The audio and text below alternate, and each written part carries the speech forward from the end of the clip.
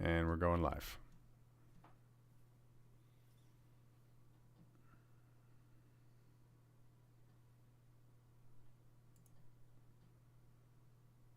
Seven, 6, 5, 4, 3, 2, 1. And we're live. We're back. The stream crashed before. We're starting over. If you have heard of the conservative MP, Tim Upal, well, you're definitely going to want to watch this stream. If you're concerned about foreign interference, if you're concerned about the politicians in the parliament buildings being corrupt, then you're going to want to watch this stream. For those who don't know, back in 2014, brother of federal cabinet minister Tim Upal was charged in a drug sting. As it turns out, he's actually been charged other times for criminal behavior. And there's also a lot of very interesting things surrounding Tim Upal, his brother, other connections, and potentially things like mortgage fraud, which we're going to get into. But I wanted to have this interview on with a very, very brave, independent investigative journalist in Canada, Mocha. He broke this story yesterday, and he's with me right now. How are you doing, Mocha? Hopefully we don't have any more technical issues, but how are you doing? I'm doing very good. How are you doing? Thank you for having me. Thank you for the kind introduction. Yeah, no problem. No problem. We just had this conversation like 2 minutes ago before we had all these technical issues, but we're going to press forward anyway. You have received, threatening messages for doing the type of work that you do, investigating, high-level politicians and potentially very, very nefarious connections. And you've also, had legal threats and this sort of thing. And I want to get into that later. But first, let's get into this breaking story that you revealed yesterday. And I really want to promote it and let people know that it's going on because, I just want to scream this stuff from the rooftops. So let's just play the first 30 seconds or so of your report that you posted yesterday to kind of bring people up to speed. This is In Depth, how former Minister Tim Upal's brother avoided trial twice on drug and firearms charges. A Canadian federal minister, his Department of Justice lawyer wife, and his brother charged with cocaine trafficking all listed the same residential address. That address, owned by their parents, was purchased for approximately $400,000, sold for $1.1 million within a year, and then repurchased for just $1. Judicial conflict of interest, money laundering, mortgage fraud, political finance violations. Here's where it gets even more shocking. The minister's brother wasn't just charged once, but twice in 7 years with firearm and drug offenses. Yet, Crown prosecutors dropped the charges both times, letting him walk free, while his co-accused were convicted. Why? Very interesting. Very interesting. So in this drug sting that happened in 2014, multiple people were charged, Tim Upal's brother being one of them. And uniquely, Tim Upal's brother, and Tim Upal was a sitting MP at the time, got off on these charges, was not criminally persecuted or prosecuted. Is that accurate? That's right. Well, yes, in 2014, Edmonton police raided 3 properties and a vehicle. And they arrested 4 people, charged them with cocaine trafficking and various other crimes. And but when it came to the prosecution, the prosecutor let off Upal's brother and another Sikh, while securing convictions for the 2 other non-Sikh white accused. Basically, this raises eyebrows because we never heard about this in the news. This is what we all knew about. In 2014, when the charges were laid, mainstream media reported that minister's brother, Tim Upal was the Minister of Multiculturalism at the time. The news reported that minister's brother charged with cocaine trafficking. But here's what they failed to report. Here's where they failed to go deeper. The address listed in that court document from 2014 for Raymond Preet Singh Upal, Tim Upal's brother, is the same address listed by Tim Upal, his wife Kiran Binder, and the address is owned by their parents. And the address has its own history, which is very questionable. But basically, you basically have all these elements under the same roof. And Upal was claiming that he had no idea, he didn't know his brother's charges, he learned from the news, etc. Here's a question for the Edmonton police. They need to answer this question. They say they raided 3 houses and 1 vehicle. Why did they not raid 4 houses? They had 4 accused. Did they not raid the LRZ Road property associated with Tim Upal and his wife, who is a Department of Justice lawyer, who is a former World Sikh Organization executive? Why did they not raid 4 houses? Now here's where it gets tricky. Whether they raided that property or not, it is still a scandal. It's a scandal if they have raided it. It is a scandal if they have not raided it. Just the simple fact that this individual, who is a brother to a minister at the time, and his brother's wife works at the Department of Justice as a lawyer, and he gets away. The charges are dropped. The question is, were the charges dropped because he was innocent, or were they dropped because of his family connections? These are very, very powerful people, and they're very connected to very powerful people. Here's another aspect mainstream media failed to uncover. This individual, Raymond Prince Singh Upal, he faced similar charges in 2008. He was charged with having drugs in his possession, various firearm storage charges. He had allegedly a firearm in his car, and the serial number was defaced, etc. Now, again, he was let off. He was let off. Prosecutors say, okay, we're not going to prosecute. You're free to go. Why? Why are they not prosecuting? Is it because they have no case against him?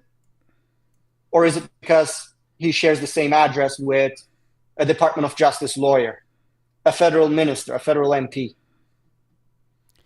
This dude, I'm so glad that you've brought this story to light, because it's an intersection of so many things that concerned Canadians talk about. There are concerns about foreign interference, and in this case, it's no mystery that Mr. Upal, every single photograph where you see Pierre Poilievre wearing a turban or is hanging out with Sikhs, some percentage of the time, Tim Upal is usually there. And you've also done a lot of work just talking about the World Sikh Organization in general. And it's like, hey guys, if we're looking for actual receipts, actual evidence of foreign interference, I think the World Sikh Organization and its many tentacles and how it's connected to various political parties, including the Conservative Party, I think that's actually a great place to start, or a great place to just, instead of just throwing our hands in the air and saying, we're going to stop foreign interference. Well, actually, there's actually names and addresses and connections, and there's a whole network and web of information that, that the public can start digging into, and that politicians could potentially start getting upset about to draw attention to. And I guess my question is, Mocha, is how does it feel to do the work that CSIS should be doing? Well, yeah. That's a good question. Intelligence agencies, they're very tricky, and it all rests on independent journalists and media, because they're actually a part of government. Let me explain like this. They're essential to democracy, not part of government, but essential to democracy, in the sense that they expose and they have their own editorial judgment, and they exercise their own judgment, not getting directions from the government. And that's why it is very important to not be funded by the government. We have collusion in this country, especially from mainstream media, who are colluding with the government by basically getting funding from them. How can you claim to be independent when your paymaster is the government itself? There needs to be a separation of powers, and journalism is supposed to be independent from government, independent from special interests. People can smell. They have nose. They can smell when they are being fed very poorly packaged news content that is agenda driven. They smell that and they immediately turn off. the news content that I produce I don't think has nothing to do. I think my news content smells very good and it tastes delicious and it is in depth. You know what I mean? So that's why I think I've been getting a lot of death threats, legal threats, and I'm even actively involved in lawsuits, let alone threats. But my policy has been, unless you file it, I am not going to take it seriously. Yeah, no, you're doing very courageous work because it's it's very. I was talking to somebody else the other day. They're like a right wing dissident, and I was explaining how like it's very thankless work. You can be correct, you can have the information, you can have the receipts. People are still going to call you crazy, ostracize you, not invite you to the party because, well, let's face it, this story is kind of a problem for the Conservative Party of Canada. It's kind of a big problem that you have Tim Upal, one of not even just like some MP. You said he was multiculturalism minister or shadow minister? The actual minister. Yes, he was the minister under Stephen Harper. Amazing. He's the current deputy leader of the along with Melissa Lantsman of the Conservative Party right now, and this is a party that claims to put Canada first. Like I can't even say it with a straight face. It's so ridiculous when there's stuff like this going on. And they love to say, "Wow, the Carney's a liar. The Liberals are liars. They're corrupt." And it's like, well, if you look at some of your own MPs, if you look at some of your own party, they're connected to the World Sikh Organization as well. They are also, looks like pulling strings with potentially lawyers to change the outcome of criminal charges. And actually, here's another good hypocrisy to shove in the face of Pierre Poilievre, Conservative Party supporters. Stop the crime. We got to stop the crime, right? Are we going to stop Tim Upal's brother? Yeah, could you start by bringing your own MP, Tim Upal, into your office, Pierre Poilievre, and maybe giving him a talking to about his brother and asking him what the heck is going on there? That might be a good place to start. Everyone is innocent until proven guilty, but how can you have you ever been arrested with drug trafficking or drug possession or firearm offenses? Not once, but twice. Me neither. Like, I don't think these things just happen out of, bad luck. But everyone is innocent until proven guilty, of course. However, when you have your brother as minister and his wife as a Department of Justice lawyer, it raises questions, doesn't it? Absolutely. Absolutely. And when you were doing this report, I'll send a link in the chat. Go like and share and subscribe if you haven't seen this story. You can find Mocha Bezergan on X. I'll put the link to this report on YouTube, on the YouTube chat, because what I like about your content too, Mocha, is like it's not just kind of like a, hey, look at this Carney soundbite and this is the news. It's like, no. Like they have a good shelf life. It's like, here's the receipts. I figured out all the receipts. I connected all the dots. And people should know about this, and that's something to be very proud of, and I think people should really value and reward. Thank you. Because I strive. Sorry, go ahead. I was gonna say that I'll make a joke here because some people are like, hey, like who's this Mocha kid? Is he Canadian? Is it like he's Turkish or something? Like he looks like some foreign alien. And the funny part is that you do investigative journalism, which is totally alien to Canadians. This is like an alien concept of like actual real investigative journalism that you're doing. But hats off to you. My question though was going to be, thank you. When bringing this report together, because let's face it, this report that I brought up earlier, this is from 2014, brother federal cabinet minister Tim Upal charged in a drug sting. But I wanted to ask, like, when you were kind of like bringing all this stuff together, all this information, is there anything especially, because you have a nose for the sort of corruption going on and the connections to the World Sikh Organization. Is there anything in particular that even made your jaw drop of like, wow, no, this is actually even more shocking than I thought? Or like, what is the most outrageous part, I guess, that you discovered when bringing together this report? Well, I got to give credit where it's due. And Bob Ray, who's a former Sikh and who has been on my channel many times, bringing me some explosive documents and explosive evidence, which then I independently research and confirm. He has been integral in this report as well, with his findings. He is like a former insider, so to speak, and he knows who's who and what's happening where and where to look for things. He's great.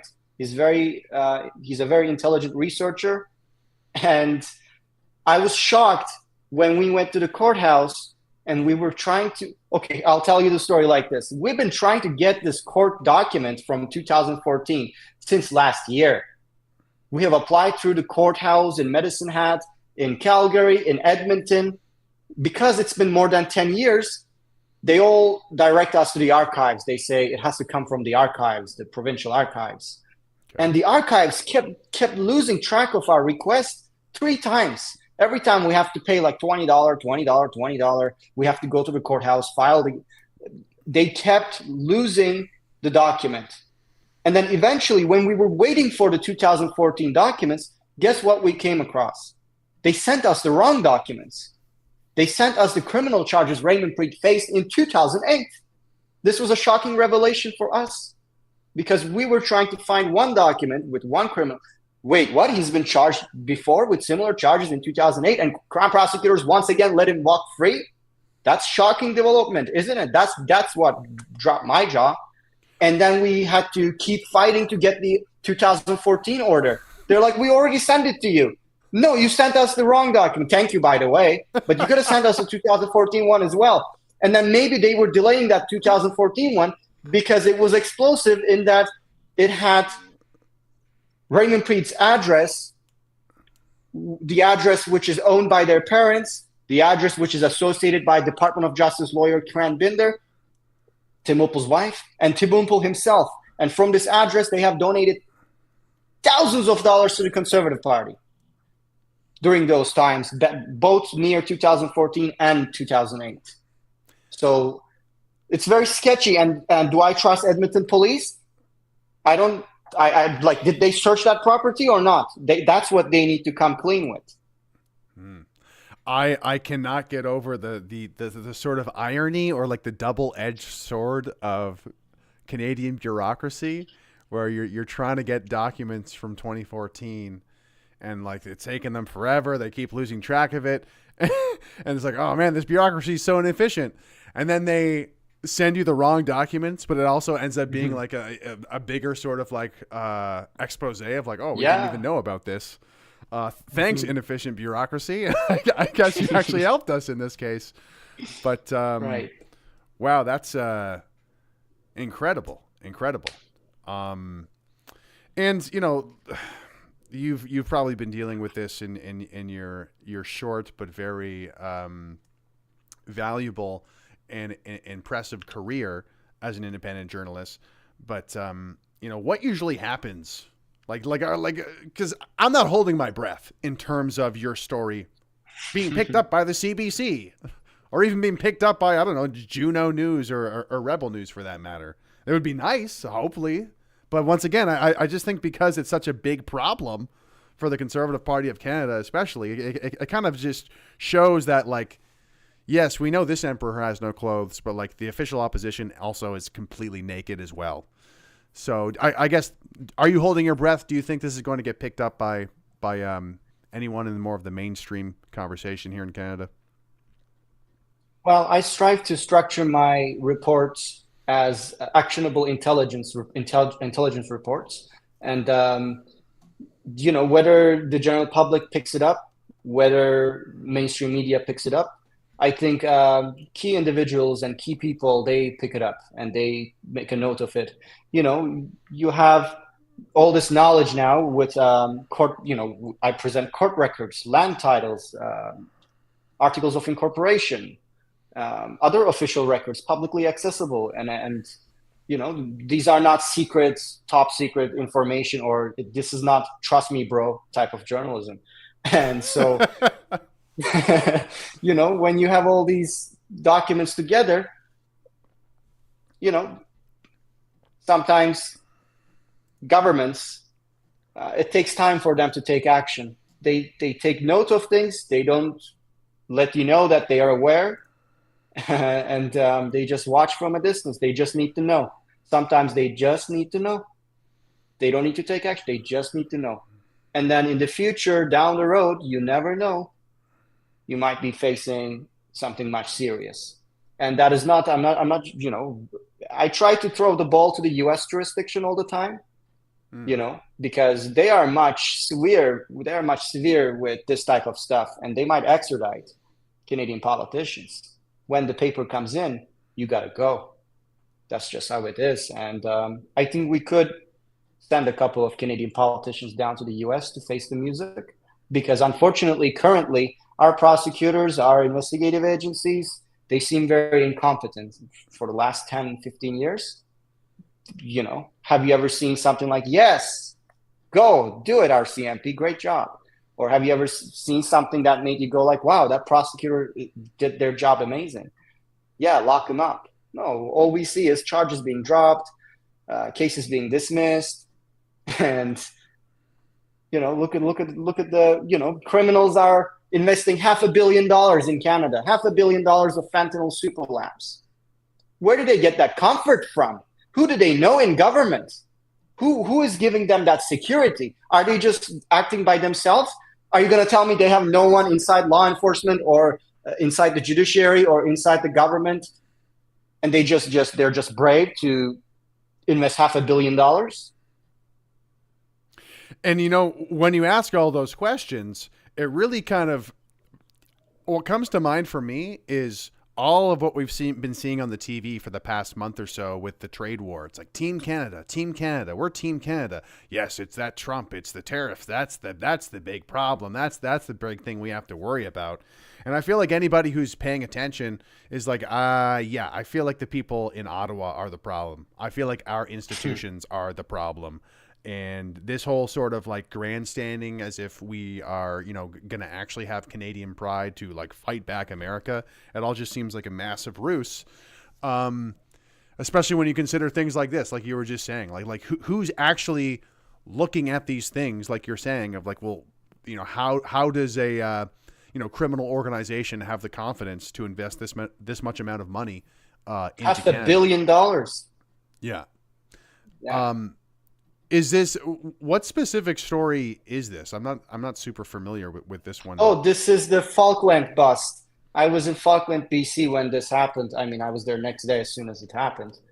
And basically, I tweeted about it too, which got quite the attention. RCMP raided a warehouse where they discovered $500 million worth of drugs, dozens of automatic weapons, other precursors, etc. It's just a crazy bust in the history of Canada. They have never busted something big like this one. And only one person was arrested, and he's a Sikh.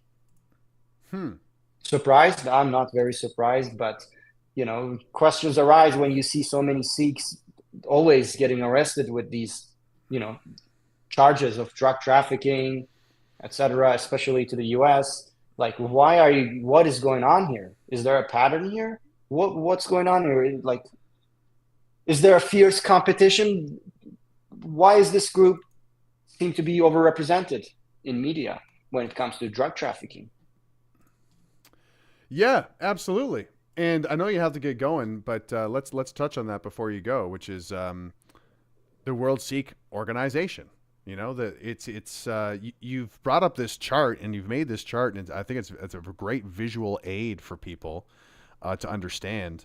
But as I said earlier, it's like this, when you talk to Pierre Poilievre, foreign interference is this sort of like nebulous thing. We don't really know what it is. Okay, there's foreign interference, oh, spooky. But when you talk to Mocha Bezirgan, he's got the receipts. You've got a sophisticated web of how people are connected, and it's all labeled and everything. And that's thanks to the great research skills Mr. Bob Ray has. And he's been instrumental in the creation of this chart by providing me the necessary data for me to create this chart. And as you can see from the chart, many mayors, MPs, ministers who are either executives of World Sikh Organization or family members of executives of World Sikh Organization. And you can see they're hiring each other's sons. They're, married to each other. It's a pretty interesting chart. And World Sikh Organization, their ambition, their official goal is to establish an independent Sikh state called Khalistan in India. So their top priority is even foreign. How is that not foreign interference? And they're so powerful in Canada. They have their children as Supreme Court judges. They have their children as ministers like Harjit Sajjan. And this is an organization that was accused of being terroristic and violent even before the 1985 Air India bombings, which were committed by Khalistani Sikh terrorists in Canada. So, they wield significant power across Canadian politics, both in Conservative Party and Liberals. I don't have to mention NDP. NDP leader Jagmeet Singh, his brother, was involved with the World Sikh Organization as an executive. And Jagmeet Singh is a Khalistani. And you have seen the report I've done on his father, who who lost his medical license twice, yet the CPSO, Ontario Medical Board, deleted that history of his license being suspended for alcoholism. And they wiped it out. Yeah. And that was we only know thanks to American database. Yeah, and that was our the last chat we had. I had an interview with Mocha, I believe it was last month, and it was all about this exclusive report. Oh my God, it was connected to the World Sikh Organization. Oh my God, it was connected to the fact of a family member of an MP who seems to be getting all these massive favors done of hiding wrongdoing. In this case, being a psychologist or a therapist who is having some of their kind of what do you call it, like bad report card stuff removed off of his record as a therapist. Yeah. It makes me wish that I was a Sikh connected to the World Sikh Organization. It sounds like I could get away with a lot. Well, yeah, they've been getting, yeah, of course, but just in general, this is how, I don't know how to describe it, but this is how, let's say, parallel states work. You have a government, you have a state, and then you have something parallel that has infiltrated inside, and they have their own people on speed dial. They have their own prosecutors, their own people in the police force, like this. They're all connected, and then they orchestrate whatever they need to orchestrate. Yeah. I'm just speaking. But in Canada, I think people have been too docile, and they have not come to a point where like, hey, what's going on here? When I show my reports to my Turkish friends in Turkey, they're like, why are these guys even in the government? Like, who are these people? Yeah. Like they don't even think they are Canadian, but like how can you come to this country with a foreign agenda? You're all about this other country you want to establish in another place, and how can we assume that you have good intentions for this country, for Canada? What if your intentions clash with Canadian intentions? What if it clashes with the Canadian public's best interest? Well, that's why, this is textbook, but they all these special interest groups, they present their causes as on par with Canadian public interests. But that is a lie. Sometimes, or most of the time, it is not in the interest of the Canadian public. And I think you're touching upon the ugliest, dark, disgusting underbelly of multiculturalism. With multiculturalism, there's this idea that we can all get together, we can all get along. And as you just said, you can't have the top interest of Canadians. You can't prioritize the interests of Canadians and also the interests of Sikhs at the same time. That just doesn't make sense, especially when there's the World Sikh Organization having a mandate to start their own state of Khalistan back in India? Like that's the mandate of the World Sikh Organization? Is it that explicit? Yeah, well, They had it on their website a decade ago. I have it in the report too. And I would like to go to that report and read it for word so that we're very accurate. I think this is very important because I'm going to find it right now. Is there a link that I can throw up? Oh, it's the same report that I'm talking about, Tim Upel. It's in there. I'm just going to find you the minute mark. Yeah, give me the timestamp. Because I think it's very important that we get that right. Yes, here it is. The timestamp is 1745. 1745.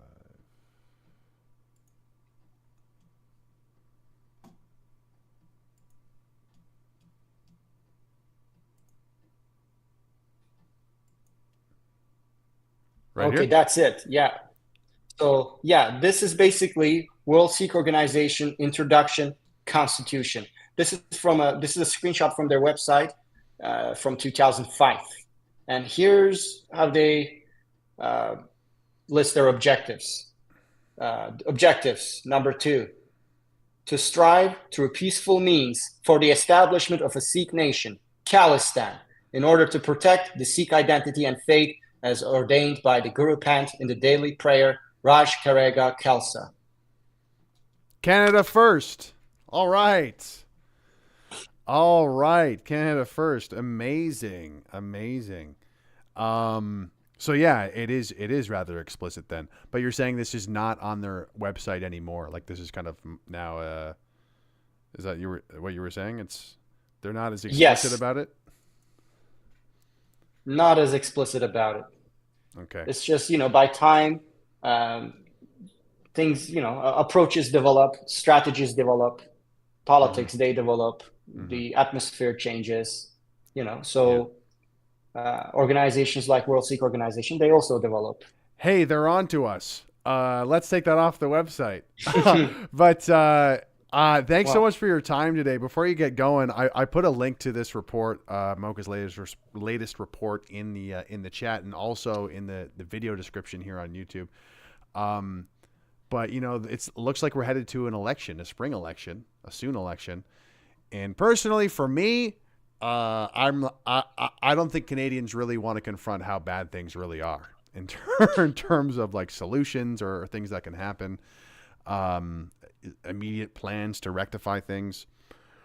What are your thoughts with all this? Do you have any thoughts on that, or do you pay attention to the Ottawa bubble conversation of Carney or Trudeau or Poilievre, or are we going to become the 51st state? Do you have any thoughts on all this, or what sort of future solutions Canadians should actually look at? I feel like Canadians are not very motivated when it comes to holding people in power accountable.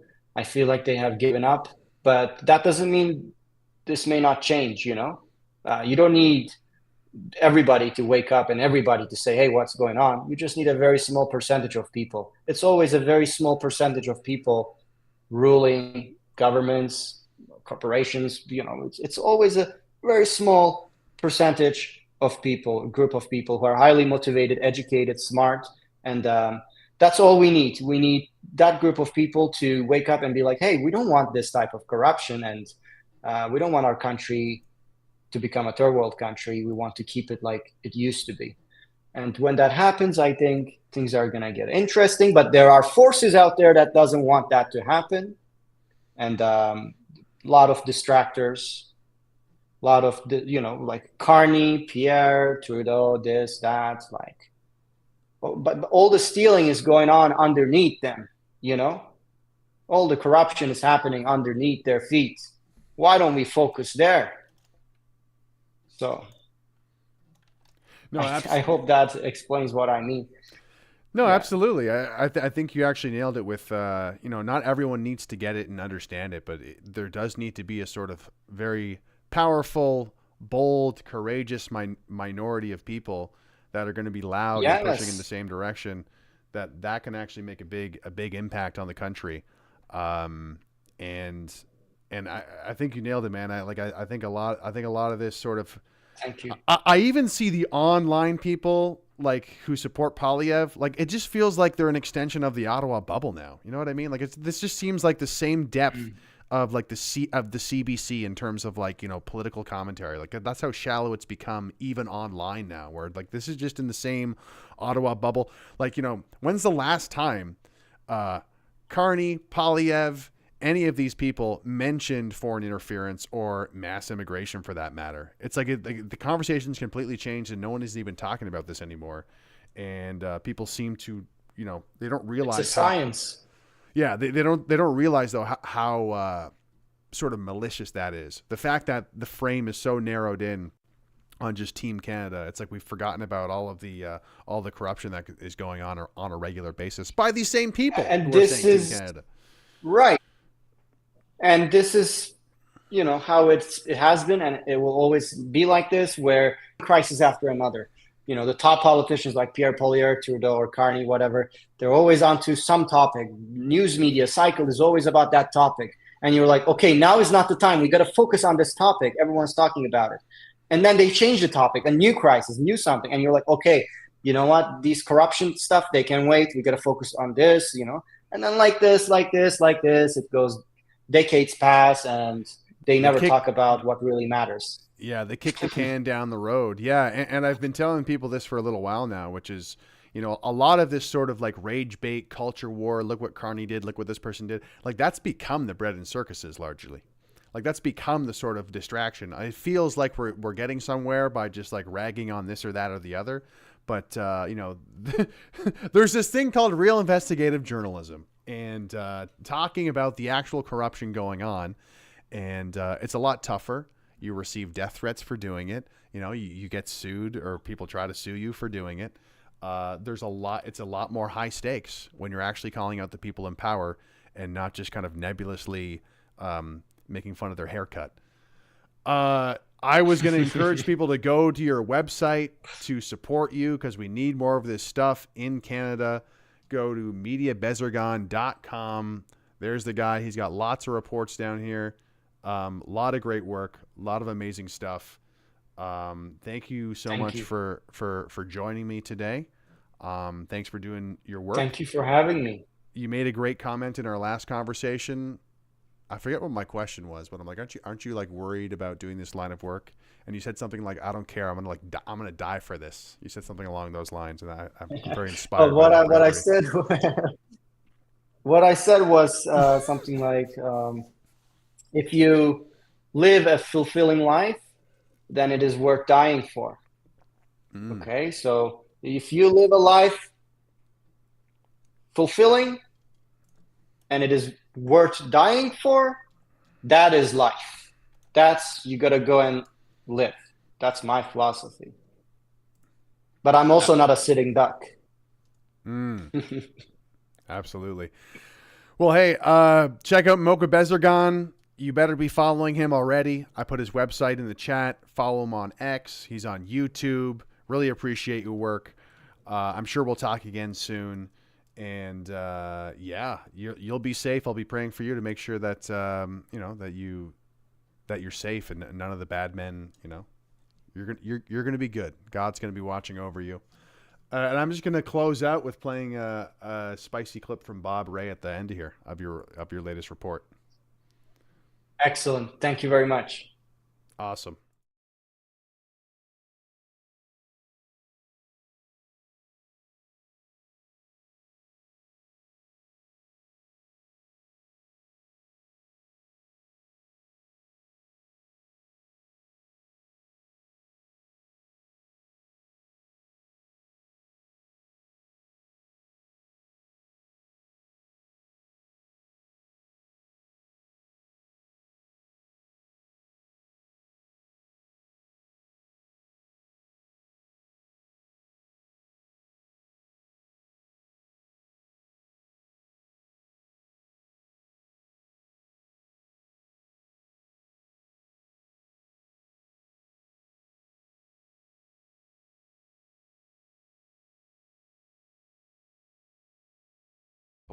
That claim to be so highly religious that they play dress up to the maximum. You know, these Sikhs, they say, oh, we do not even shave. we treat our bodily hair as God-given. So, you know, we cover our faces with these big beards. We let our armpit hair grow. We let hair in our private parts grow our whole lives without ever cleaning our bodies, because that makes us closer to God. I don't think that is correct. As a former member of the Sikh religion, Mr. Ray also raises questions as to the integrity of prosecutions where the accused and the prosecutor are both Punjabi Sikhs. Well, race definitely plays a significant role in crime and punishment in law in Canada.